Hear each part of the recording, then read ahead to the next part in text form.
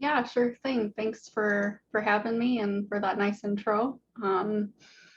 Like she said, I'm Jessica Fischberg, so I'm an environmental operations specialist at Clark County Public Health. I kind of specialize in hazardous waste management for residents and businesses, also different special wastes. And today I'm going to be giving you some resources and tools for managing household hazardous waste. It's not something that we think about all the time, but it's a hugely impactful type of waste that almost everyone has in their homes. This stuff can harm our health. It can pollute the environment and cause fires, among a wide stream of different safety problems. So I'm going to give you some resources on managing that waste, and I'll also get some extra steps in that you can take to kind of reduce the amount of hazardous waste that we create.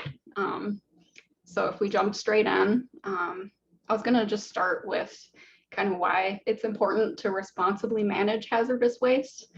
It's really common for people to throw hazardous waste into the garbage or recycling. They might pour it down the drain or leave it outside to evaporate, but these are not safe ways of dealing with hazardous waste. You know, depending on what it is, it'll pollute the air, it might spill and pollute the water.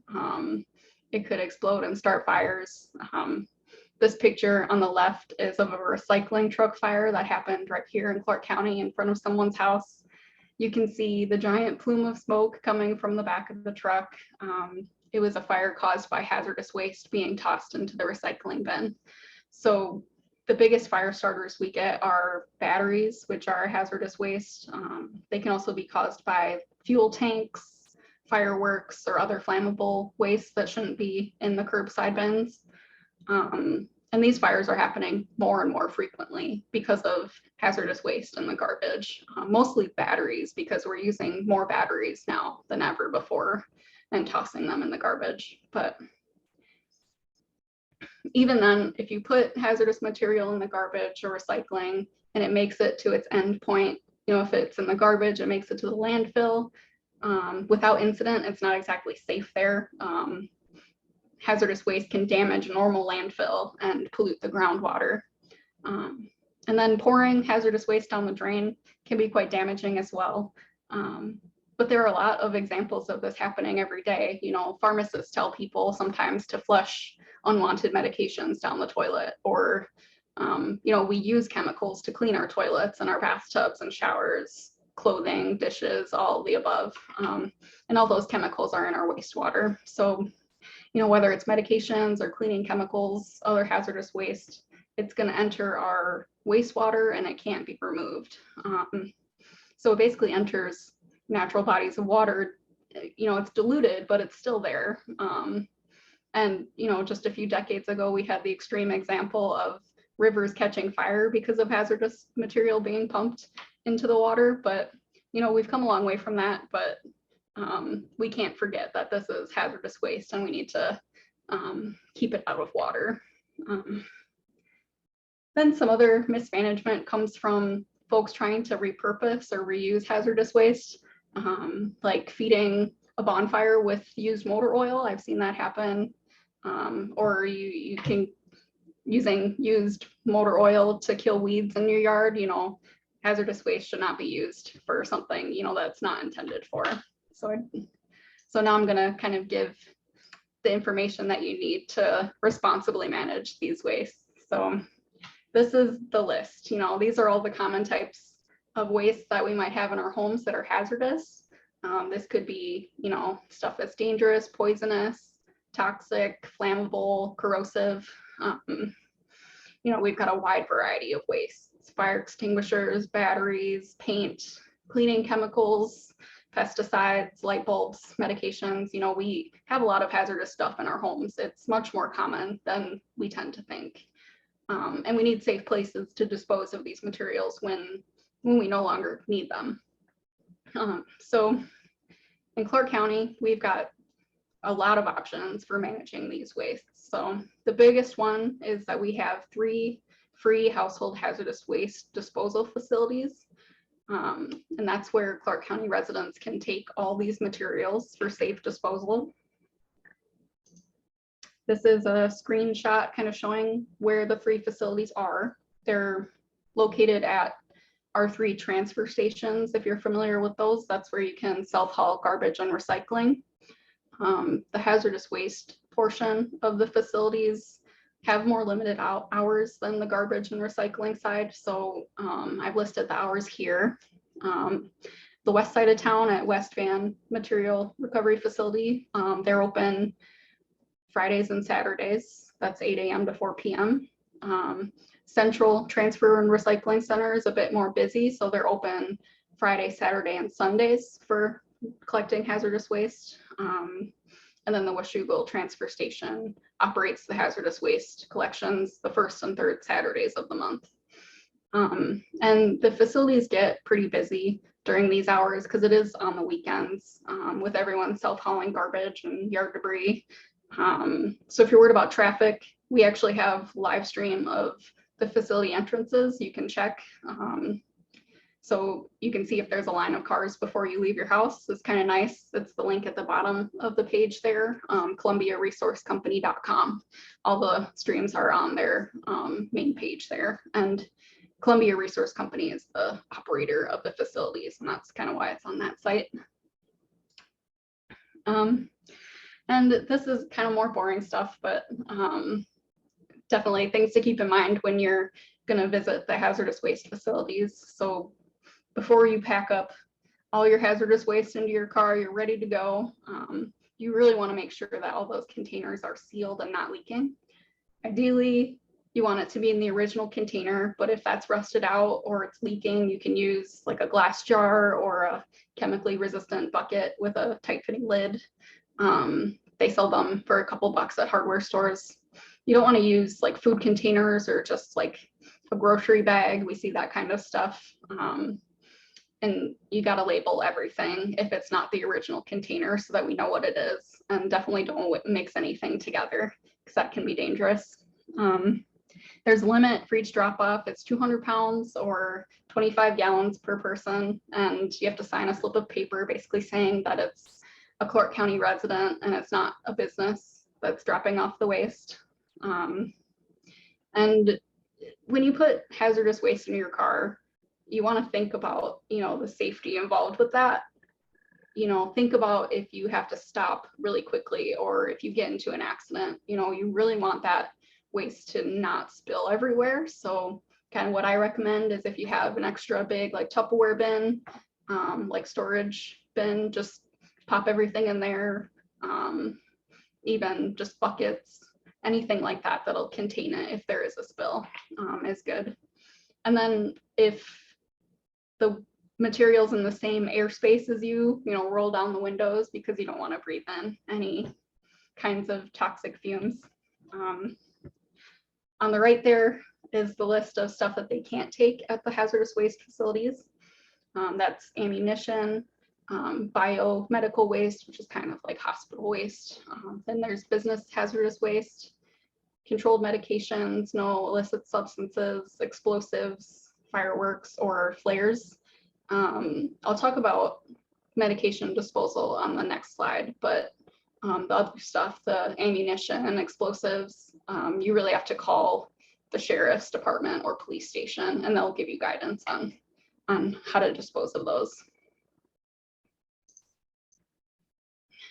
So the hazardous waste facilities are really good options for taking like all of your hazardous waste, but there are options for specific materials that might be easier if you just have, if you only have some of these materials. So I've just listed them really quickly here, but we have a lot of options. So first, paint recycling. There's this new program called Paint Care. It's opened up a ton of retail locations across the state where you can take unused paint. All the locations that take paint are listed on their website. That's paintcare.org. But off the top of my head, I think all Sherwin-Williams, Miller Paint, and Park Rose Hardware in Clark County are on the program. And there's probably a dozen more that I'm forgetting. And there are some quantity limits. Some sites take 10 gallons a day, some take 100 gallons a day. So just check the site before you head out.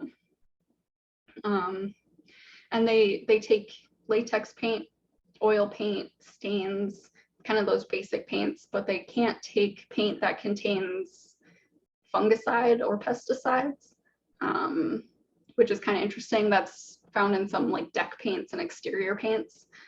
For those, you'd have to bring those to the hazardous waste facility. Second on the list, another statewide program is for medications disposal. It's known as Med Project. There's their website there, med-project.org/Washington.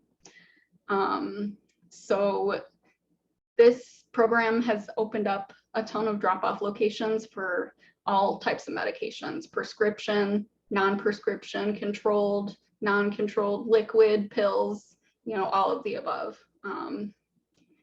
Med Project has installed a ton of kiosks at participating pharmacies. And these kiosks kind of look like a big blue mailbox, and you can go and drop off your unwanted medications in those kiosks. You can also request free prepaid mail-in pouches from their website. So this is a great option for like elderly or homebound folks. You can request the pouches, they arrive in your mail, you just fill them with your medications and mail it straight back out, which it's all free and really convenient. They also have mail-in options for EpiPens and inhalers, which have to be separate from the rest of the medications. And third here, a long-running program is the state's mercury-containing lights recycling program called Light Recycle Washington. The locations that we have here in Clark County are the hazardous waste facilities, of course, and then Clark Public Utilities, Home Depot, and Lowe's are the locations you can take any mercury-containing lights. And then let's see, number 4, we've got small rechargeable batteries. So these are, you know, your cell phone batteries or, you know, cordless drills, small rechargeable batteries you can recycle at the hazardous waste facilities, or you can bring them to Home Depot and Lowe's are also places that accept them. So I really like the Home Depot and Lowe's options because I'll bring all my batteries and lights there to one spot and I won't have to wait in line at the hazardous waste facilities. And then the last two, numbers 5 and 6, are auto products. So most auto stores like O'Reilly's or AutoZone will take car batteries for recycling, you know, the big lead acid batteries, and they'll also take used motor oil for recycling. And, you know, it's generally like a 5-gallon limit or a 5 battery limit, but it's a really good option if you just have a few things. And on the next slide, I'll show you how to look up all of these locations in kind of one easy spot, so you don't have to remember all of these different websites. The last thing I have listed on this slide is Habitat for Humanity. So they're a unique resource. There's one Habitat for Humanity store here in Vancouver. It's off of Mill Plain Boulevard, kind of near the 205. They accept donations of usable paint, stain, glues and spray paint and other kind of hazardous materials that you can use still. And then they resell it in the store at a really low price. So you can donate usable products there. Like if you got like a bunch of different stains that you wanted to sample and now you don't need them anymore, so they're still mostly full, you can donate them. If you donate stuff, it has to be, you know, the original container in really good condition, at least 3/4 full. And then you can, if you're looking to buy samples of paint or stain, or you just need a little bit of spray paint, that's a great spot to go buy from because it's environmentally preferable to buying new products. And Habitat for Humanity is a nonprofit, so any funds that they get at their store just goes towards their goal of building homes for housing the homeless. And, you know, I don't mean to put myself out of a job, but kind of everything that I've just explained in the last 10 minutes or so, it can all be found in this one really cool spot. So we have the Recycle Right app, and it's also the same at recyclinga-c.com.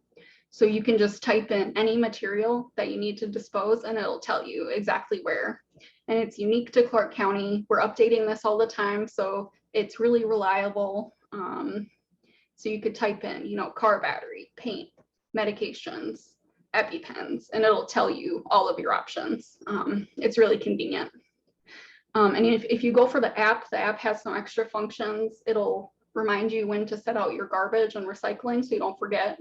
And it'll notify you if there are any delays to service, which is pretty cool because, you know, holidays and bad weather tend to disrupt service. But, you know, if you don't want the app, the search engine is exactly the same.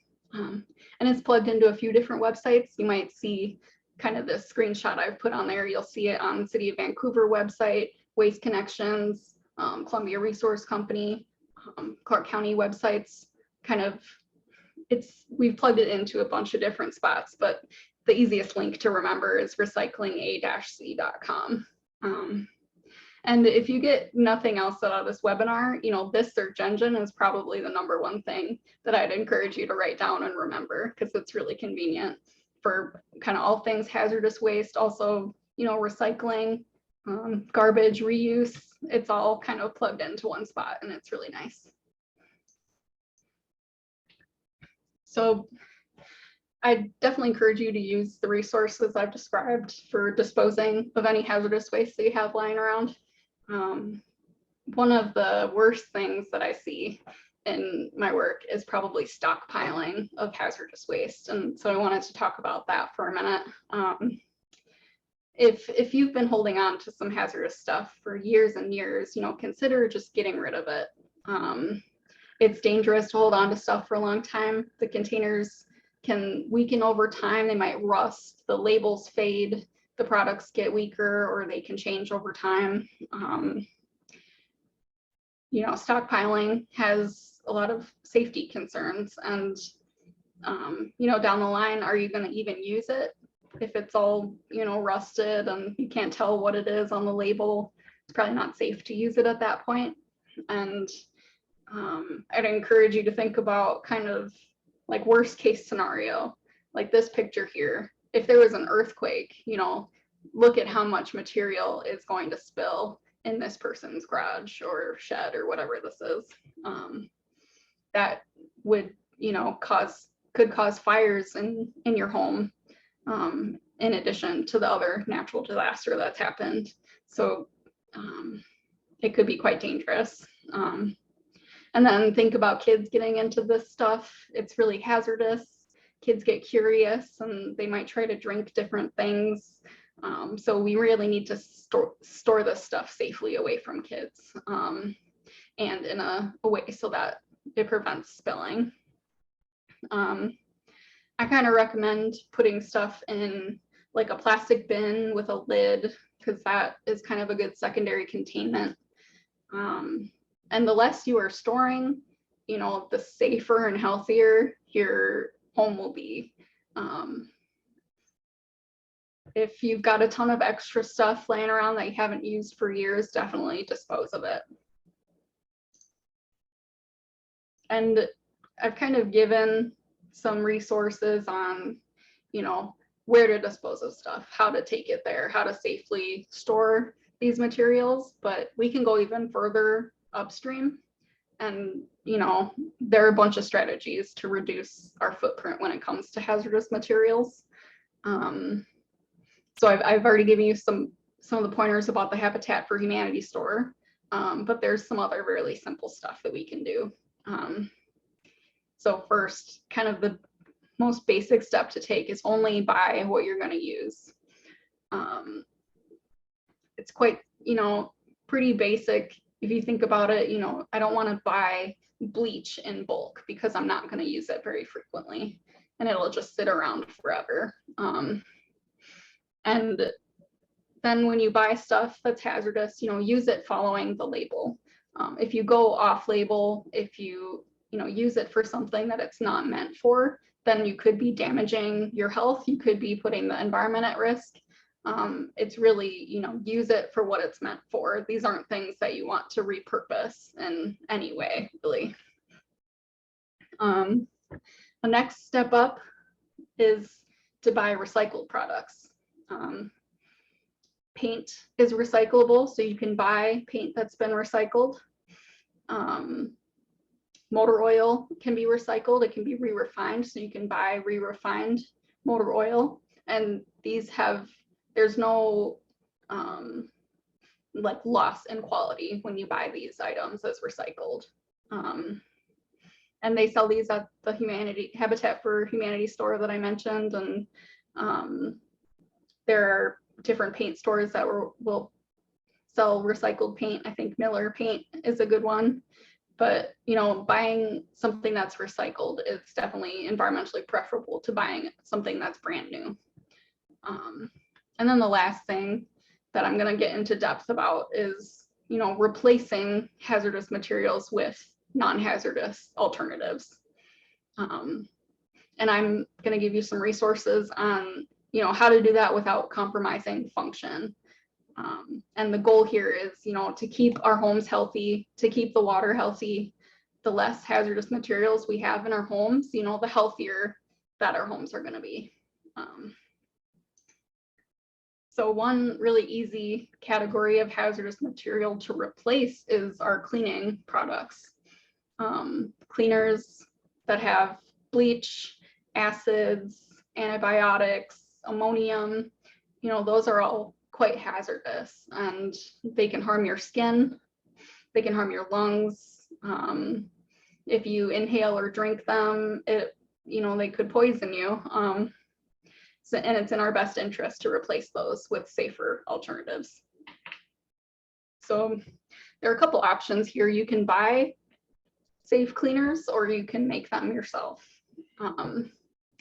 If you decide you want to buy your non-hazardous cleaning supplies, there's a lot of options, but this can be quite daunting because there's a lot of what we call greenwashing.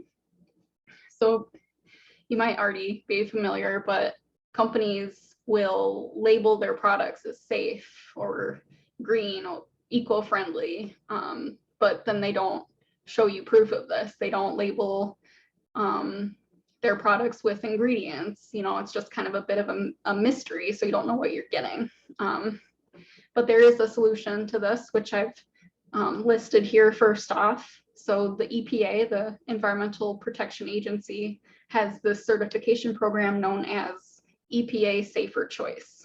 And they test different products, and the ones that are deemed safe can use this Safer Choice label. And it's really reliable. They have very strict standards for what they use. This is actually what I use. I buy EPA Safer Choice products. And they're not hard to find when you know what you're looking for, but they're also not available everywhere. I've found them at Winco and Walmart with that are good low cost options. You can also order them online from Amazon, Walmart, just various websites. But if you want to go the DIY side, mix your own safe cleaning products. We've got some, really great recipes that you can use. So Clark County Sustainability Program called Master Composter Recycler, MCR, they have used and perfected some kind of green cleaning recipes over the last few years. The link I've listed here is to some resources and recipes for making your own cleaners. They've got recipes for all-purpose cleaner, laundry detergent, glass cleaner, dishwasher powder, kind of just a wide variety of things. And the recipes use really low-cost, non-hazardous ingredients. Think like vinegar, baking soda, plain old liquid soap, maybe rubbing alcohol and hydrogen peroxide. My favorite is actually their window cleaner, which is just vinegar, water, and a bit of rubbing alcohol in a spray bottle, just a plastic spray bottle. And I actually use that for almost everything because the little bit of alcohol kind of cancels out that vinegar smell, which I don't prefer. And it cleans really well, and it hasn't damaged any of my stuff so far. So it's so far so good. And these do-it-yourself cleaners are great alternatives to hazardous cleaning chemicals. You know, it sounds kind of lame, but vinegar, soap, rubbing alcohol, these basic things are great for the majority of your home cleaning needs. And this doesn't have to be like a bougie, expensive type thing. You know, if you look up like these recipes online on Instagram or Pinterest, you're gonna see a lot of fancy like glass spray bottles, bamboo brushes, fancy reusable paper towels and metal buckets and that type of stuff. But really all you need is like a $1 plastic spray bottle from Walmart or the dollar store, and then vinegar and a couple other ingredients. You know, you don't need to go crazy on it, but you can if that's something you're into. But so if you want to learn more about this, kind of these recipes, how to kind of clean different problem things in your home, they really get into it. The MCR program that I've listed here, they do free green cleaning classes where you actually build these kits for free. And then they also do an annual 10-week training on kind of all things sustainability, recycling, composting, hazardous waste management, green cleaning, all of it. So that site is clarkcountycompost.org. And then in this webinar series, there's actually going to be a presentation on kind of cleaning. I think it's for exterior cleaning needs, like getting moss off of your roof, because those types of cleaners can be quite toxic. So I recommend tuning in for that presentation. Another great way to reduce your hazardous materials in your homes is to switch to natural gardening techniques. So I'm really bad at gardening, I'll tell you that right now, but this is so easy that even I can do it. So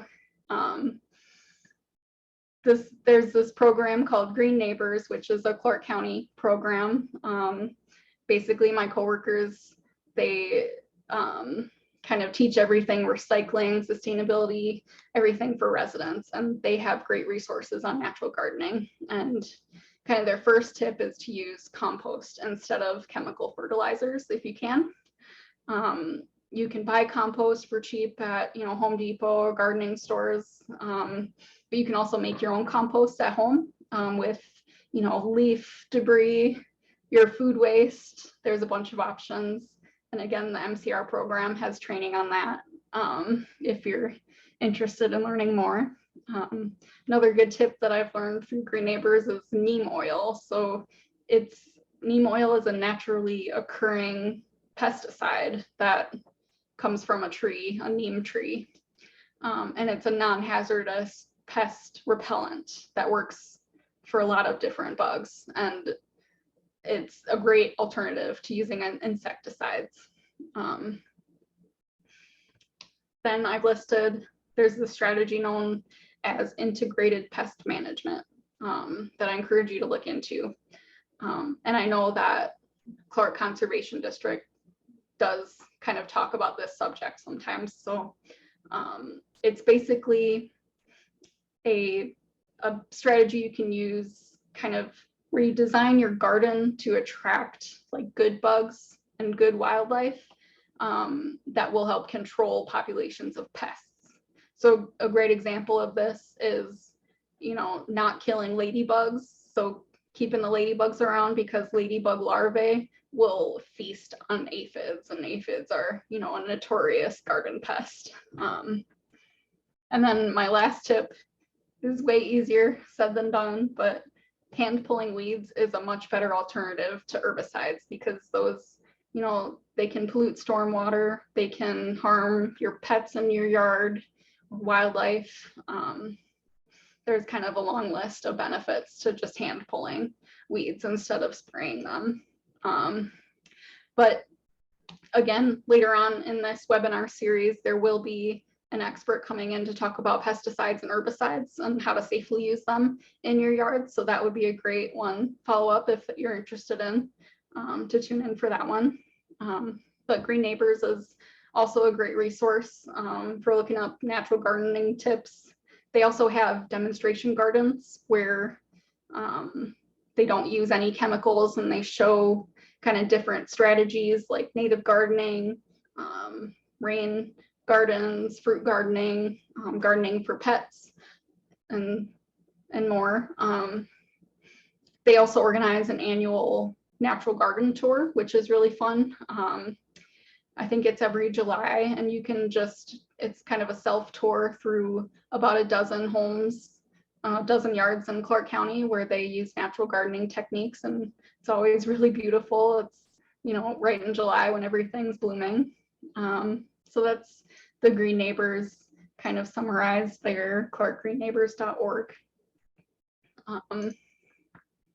So, you know, I've just gone over a ton of info, so I wanted to kind of summarize all these different resources.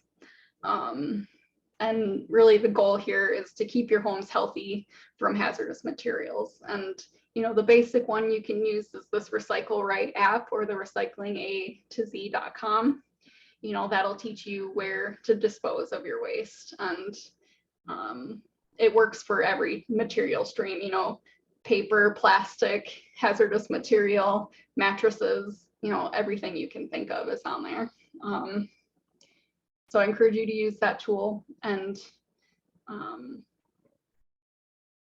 the other sites I've listed, so Columbia Resource Company, that's where you can look up the traffic cams. If you're going to visit the hazardous waste facilities, I encourage you to go when there's low traffic. So give it a look before you go. ClarkCountyCompost.org, ClarkGreenNeighbors.org. Those are the county websites for, or the county programs for, you know, healthy homes, natural gardening, green cleaning, DIY type stuff. And all their programs are free.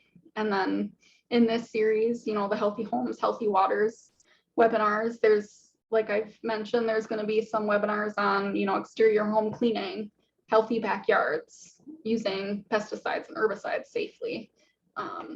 And of course, this has all been recorded, so it'll be posted on the website if you need to review any of this. And that's kind of the gist of it. Thanks for sticking out for the whole webinar. There's my email if you want to reach out to me. And now we've got a bunch of time for some questions.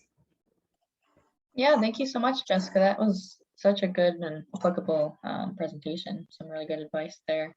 As Jessica said, this will be recorded, so you can access this great, or that last slide, the great list of resources that she summarized for you. And if you all have any questions, please drop them in the Q&A box right now. We have a good chunk of time for questions, so please don't be shy. And while we're waiting for some people to chime in with some questions, I have a few, if you don't mind. So you mentioned some DIY products for cleaning. Are there any that we should avoid, or just things we should avoid in general when trying to do that?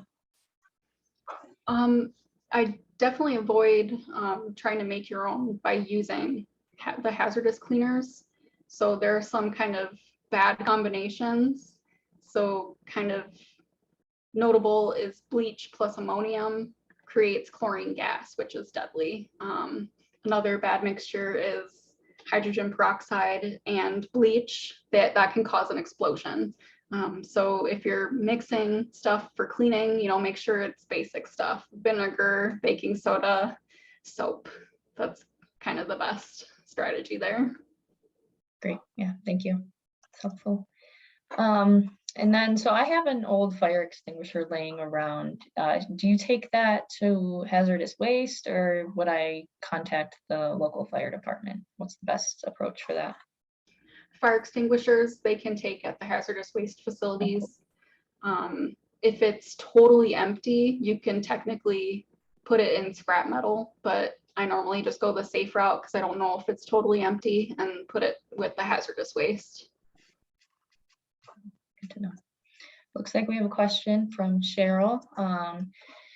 They are saying, if my neighborhood would like to have a hazardous waste cleanup event, who would we contact? That's a good question. So right now we can only do hazardous waste cleanups in kind of rural Clark County. We're going to have one in Yakult.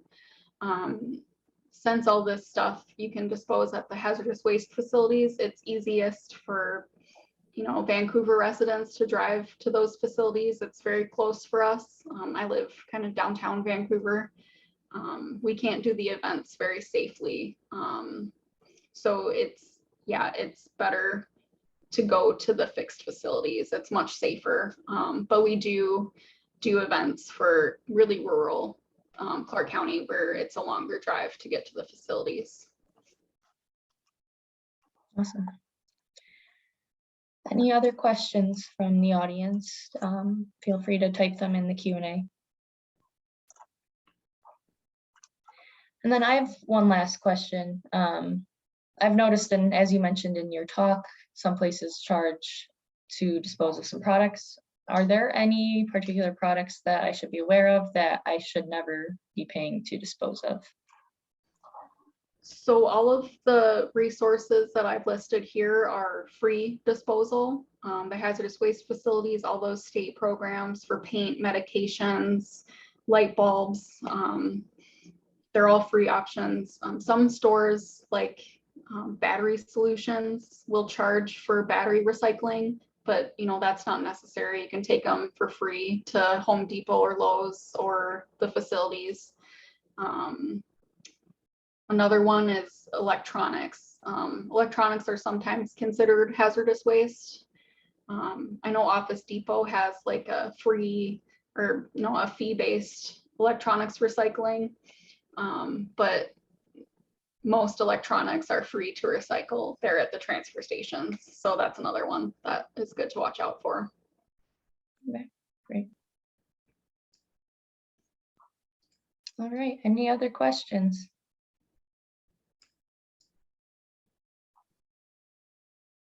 Something that I get asked kind of frequently is to do with, disinfectants, using bleach instead of the kind of general purpose cleaners that are safer alternatives. So bleach is a common disinfectant, and it's chemically nice because when you use it to clean something, it reacts with the grime kind of immediately, and then it's basically neutralized at that point. So it doesn't persist in wastewater the way that other cleaning products do. But bleach is very hazardous because it releases gas. I think we all know the smell of bleach. And you breathe that in, it can harm your lungs. It can cause asthma attacks, especially in children. So while great from kind of a wastewater perspective, bleach is still very dangerous to use. So I recommend using the green cleaning products first. Those work for the majority of cleanups. And if you have to use bleach, use a lot of ventilation, get the kids outside, and just use it safely so that you're not exposed. Put gloves on, maybe wear a mask. I think we all have masks now, so that shouldn't be too hard. All right, we have another question. Do you still have to pay an entrance fee at the transfer station when taking hazardous products in? Hazardous waste is free to go into the facilities. You have to pay if you bring garbage. That's what the minimum fee applies to at the facilities. So I'd recommend doing those separately. Because if you bring garbage and hazardous waste, they weigh your vehicle when you enter the facility. So you would be paying by weight, whatever you had as hazardous waste, you'd be paying for that with your garbage. So I don't know if that made a lot of sense, but yeah, it's better to do it on separate days.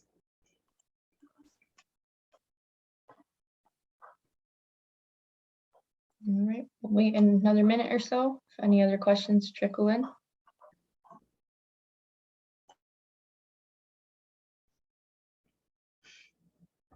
Something else that's good to mention is kind of elderly and homebound residents. You know, if they have hazardous waste, but they can't drive to the facilities, what should they do? And when that happens, I kind of rely on community building. You know, I always ask my my elderly neighbor if they have anything that I could help dispose of, or, you know, check next door or Facebook, you know, if somebody needs help getting this stuff out of their homes, you know, I'm always down to help them, you know, just from a residential, you know, community building point of view. Because, you know, they don't have a lot of options aside from the medications disposal mail-in that I mentioned. It's hard for them to get to the hazardous waste facilities. So rely on family members and community for that as well.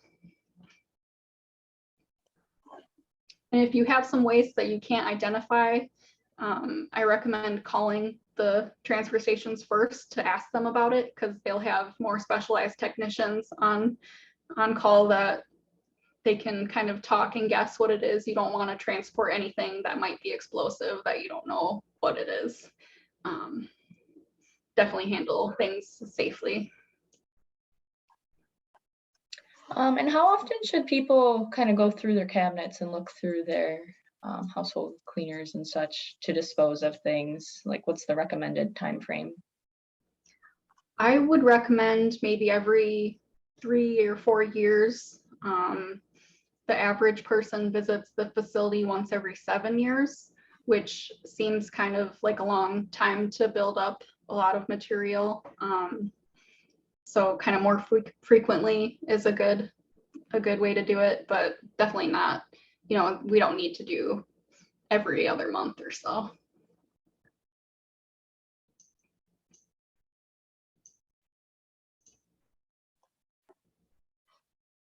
All right. Any other questions out there? Yeah, and feel free to send me any emails, or if you use the recycle A to Z function, there's also like a question. You can submit questions through there. City of Vancouver, you know, Clark County, we all work together with Waste Connections and Columbia Resource Company. You can ask any of us any questions, and we're all here to help. Great.